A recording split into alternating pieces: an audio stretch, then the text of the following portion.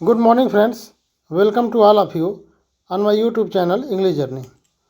Friends, आज हम लोग शेक्सपियर की बेहतरीन सोनेट नंबर 55 को डिस्कस करने जा रहे हैं। तो चलिए शुरू करते हैं। Sonnet number 55। Not marble nor the gilded monuments. यहाँ से देखते हैं हम लोग। Not marble nor the gilded monuments of princes shall outlive this powerful rhyme। इसमें ये कह रहा है कि जो उसका दोस्त है, जो पोएट का दोस्त है, जो प्रेमी है, जो फेयर यूथ है, उसको अमरत्व की कामना करता है और इस कविता में शाश्वत जीवित रखने का वचन देता है। और इसमें ओवरऑल हम लोग व्यू समझ लेते हैं। इसमें ये बताना चाह रहा है कि जो सबसे मजबूत चीज़ें हैं, जो धरती की सबसे मजबूत चीज़ें हैं, चाहे वो मॉन्यूमेंट्स बना हो, राजा का मकबरा बना हो, और आप समझ सकते हैं कि राजा महाराजा जब अपने मकबरे को, मॉन्यूमेंट्स को बनवाते रहे होंगे तो कितने विशाल स्तर से उसको बनवाते रहे होंगे। उसमें कितनी महत्वपूर्ण भूमिका रहती होगी राजा को, ताकि वो हर कोई राजा ये सोचता था कि जो मेरा मॉन्यूमेंट हो वो एक लंबे समय तक जीवित रहे, वो जो है क्षीण न हो। तो इसमें कवि यही कहना चाह रहा है कि जो राजाओं का सुनहरा जो स्मारक है, जो मकबरा है, मॉन्यूमेंट्स है, वो एक समय के हिसाब से वो धूमिल हो जाता है। राजा के मरने के बाद, उसके कुछ साल, कुछ सदी बीतने के बाद वो या तो उस पर ध्यान देना बंद कर दिया जाता है या फिर ध्यान भी दिया जाता है। तो धीरे धीरे उसकी एक उम्र होती है। जब वो अपनी उम्र पूरा कर लेता है तो उसको क्षीण होना, अवश्य उसको क्षीण होना पड़ता है। समय एक ऐसा चीज़ है जो किसी भी मजबूत से मजबूत चीज़ों को अपने आगोश में लेता है और वो अपने समय पर उसको नष्ट कर देता है।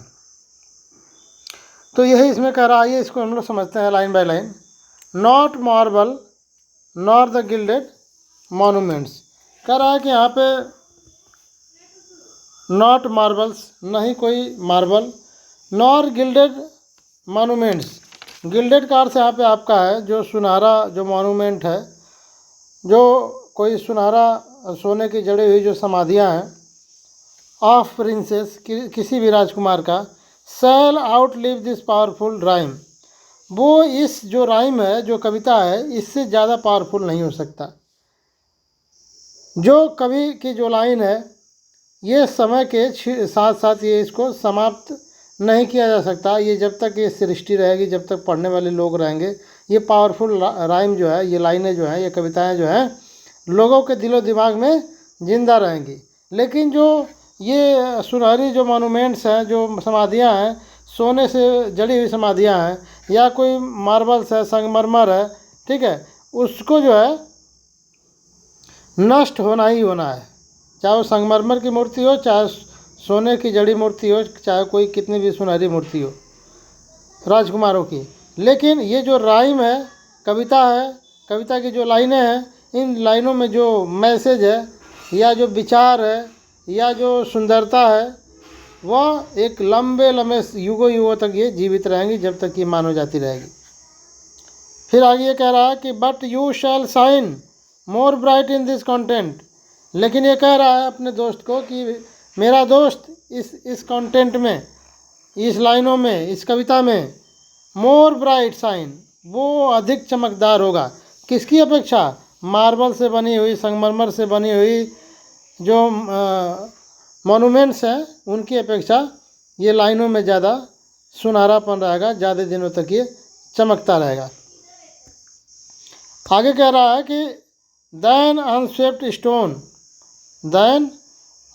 Stone besmeared with the sluttish time. कह रहा है कि जो अनस्वेप्ट जो स्टोन है, जो इधर उधर बिखरा पड़ा हुआ जो पत्थर है, बेसमियर मतलब गंदा मैला, स्लटिश टाइम यानी कि बहुत ज़्यादा समय की कोई मकबरा है, जो कोई इमारत बनी हुई है, तो धीरे धीरे उस पर धूल जम जाती है, धीरे धीरे वो गंदी हो जाती है, धीरे धीरे वो मैली हो जाती है। उसके जो स्टोन है, जो उसके पत्थर हैं, वो छिण भिण होने लगते हैं, टूटने लगते हैं, इधर उधर बिखरने लगते हैं। लेकिन जो ये कंटेंट में जो उसका दोस्त है, वो उसकी चमक कभी भी धूमिल होने वाली नहीं है। when wasteful when wasteful war shall statue overturn and broil root out the work of masonry। ये कह रहा है कि जो वेस्टफुल वार है, जो युद्ध है, शैल स्टैच्यू ओवरटर्न, यानी कि जब युद्ध हुआ करता था पहले ज़माने में, अब तो मान लीजिए हर कंट्री में डेमोक्रेसी है, ठीक है, या युद्ध की भूमिका नगण्य है, जीरो है। संयुक्त राष्ट्र संघ कोशिश करता है कि युद्ध की नौबत ना आए, लेकिन पुराने ज़माने में राजशाही थी, राज सत्ता थी, तो एक राजा दूसरे राजे के साम्राज्य के ऊपर आक्रमण किया करता था और वहाँ जो भी संपत्ति थी, जो भी बहुमूल्य चीज़ें थीं, उसको जो है लूट करके ले जाता था, अपने कब्जे में ले लेता था। मजबूत जो इमारतें, जो सोने की जड़ी हुई इमारतें थी, मूर्तियाँ थीं, हीरे जवाहरात की बनी हुई मूर्तियाँ थीं, उसको भी लोग उठा के ले जाया करते थे राजा महाराजा, तो उसको ख़त्म हो जाना पड़ता था। तो यही कह रहा है कि जो आपका जो युद्ध है, युद्ध जो है उसको क्या कर देता था, वार उस स्टैच्यू को ख़त्म कर देता था। एंड ब्रॉयल्स रूट, और ब्रॉयल्स रूट मतलब झगड़े की जड़ होता है, और जो झगड़े की जड़ है वो जो है पक्की इमारत, वर्क ऑफ मासोनरी, जो पक्की इमारतें थीं, जो आपकी समाधियों की या अन्य चीज़ों की, उसको जो है वो झगड़े की जड़ हुआ करती थी, और वो झगड़े की जड़ होने की वजह से वो समाप्त हो जाया करती थी। Nor Mars his sword nor war quick fire shall burn.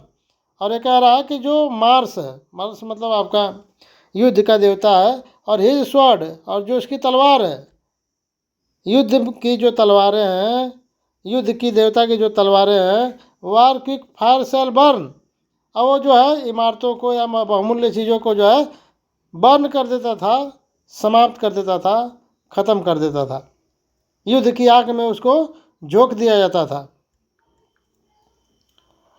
The living record of yours memory, और जब उसको युद्ध की आग में झोंक दिया जाता था तब वो ख़त्म हो जाया करता था।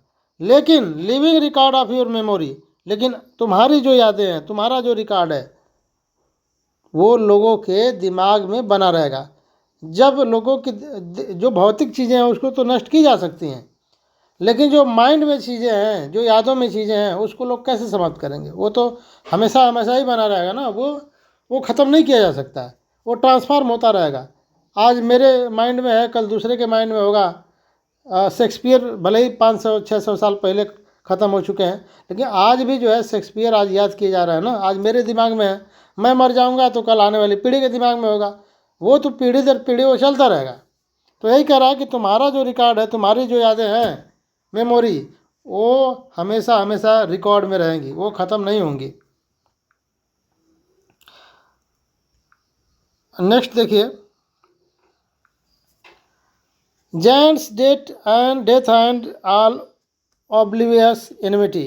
जैन डेट्स, ये जो दानव है, मृत्यु का जो दानव है, ये जो है एनिमिटी है, दुश्मन है। ये दुश्मन है किसका? ये हर एक चीज़ों का दुश्मन है। जो मृत्यु है वो सबका दुश्मन है, सबको अपने आगोश में लेगा, सबको ये नष्ट करेगा, सबको ये ख़त्म करेगा, एक न एक दिन ख़त्म कर देगा। मृत्यु ऐसी ताकतवर चीज़ है। लेकिन ये कह रहा है कि shall you pace forth your praise shall still find room. लेकिन जो तुम्हारी यादें हैं, जो तुम्हारा पेश है फोर्थ, ये हमेशा हमेशा के लिए ज़िंदा रहेगा। योर प्रेज, यो तुम्हारी जो प्रशंसा है, उसको हमेशा रूम मिलेगा, हमेशा जगह मिलेगा, हमेशा उसको याद किया जाएगा। Shall even in the eye of all posterity, यहाँ तक कि जो भी प्रॉस्पर्टी है, जो भी समृद्धि है, समृद्धि नाम का जो चीज़ है, उसकी आंखों में हमेशा तुम चमकते रहोगे। मृत्यु और भूल जाने वाली ताकतों के विरुद्ध तुम हमेशा आगे ही बढ़ते रहोगे। प्रॉस्पेरिटी की आंखों में तुम जिंदा रहोगे। That wears his this world out to the ending doom, ending doom का अर्थ होता है आप समझ सकते हैं एंडिंग डूम का मतलब वो क्या बोलते हैं, कयामत, कयामत के दिनों तक, यानी कि एंडिंग डूम मतलब कयामत के दिनों तक इस दुनिया में, वर्ल्ड में, इस दुनिया में तुम याद किए जाओगे। ठीक है, वो जो भी आपके मॉन्यूमेंट है, चाहे सोने संगमरमर की जो भी बनी हुई मूर्तियां हैं, वो समय के हिसाब से ख़त्म हो जाएंगी, लेकिन तुम्हारी यादें, तुम जिंदा रहोगे। कब तक? कयामत के दिनों तक तुम जिंदा रहोगे, तुम समाप्त नहीं हो सकते। So still the judgment that yourself arise, you live in this and dwell in lovers eyes. So अतः स्टिल द जजमेंट, और यही न्याय है, दैट योर सेल्फ अराइज, तुम अपने आप ही आगे बढ़ते रहोगे। यू लिव इन दिस, और तुम इस संसार में, तुम इस दुनिया में जीवित रहोगे, मतलब बढ़ते ही जाओगे, एराइज करते जाओगे।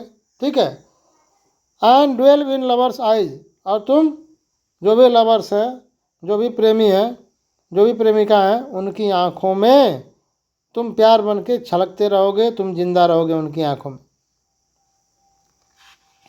तो ये आपका जो है, आपका सोनेट नंबर 55 फिनिश हुआ। मुझे उम्मीद है कि आपको ये सोनेट समझ में आई होगी। इसी उम्मीद के साथ मिलते हैं नेक्स्ट सोनेट में। Thanks to all of you for watching my videos.